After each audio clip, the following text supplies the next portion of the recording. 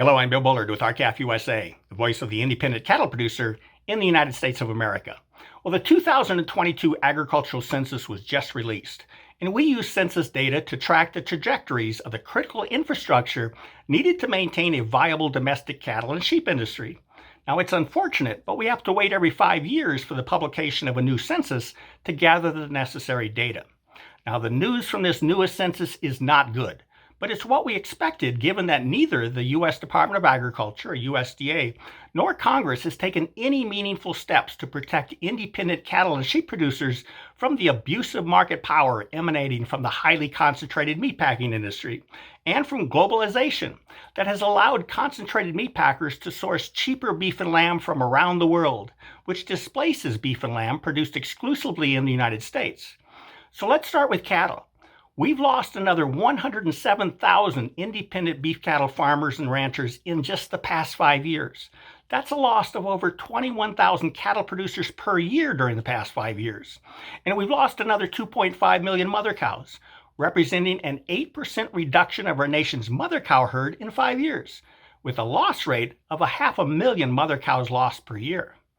Unless you think these losses can be attributed to the recent drought, consider that for the 37-year period prior to the 2017 census, we lost well over 500,000 cattle farmers and ranchers, with an average loss rate of over 15,000 farms and ranches per year for 37 years.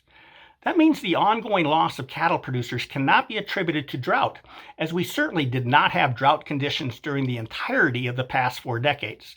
But it's clear that during the past 5 years, the loss rate was worse at over 21,000. So some of those increased losses can be attributed to drought, but the long-term downward spiral in the number of U.S. cattle farmers and ranches informs us that our industry is in a severe crisis that won't be reversed unless Congress and the USDA begin taking meaningful actions to preserve what's left of our U.S. cattle industry. And let's put this in perspective. We've now lost 665,000 cattle farmers and ranchers and have only 622,000 left, which is a loss of over half of our nation's beef cattle farmers and ranchers in just 42 years, which is just slightly longer than a single generation. And remember also, we're talking about the largest segment of American agriculture, which means our cattle industry is vital to the economic well-being of rural America. And if you think this fast-paced downward trajectory for the number of cattle producers can't possibly continue, consider this. Today, we have fewer cattle producers than we had hog farmers 4 decades ago, at which time there were 667,000. But today, there are only 61,000 hog farmers left. We wiped out over 90% of them in 4 decades. Now, the same will happen in our cattle industry unless we implement needed reforms, such as mandatory country of origin labeling for beef, limiting imports with tariffs, and forcing the concentrated packers to compete for cattle. And now let's turn to sheep, the canary in the coal mine for cattle.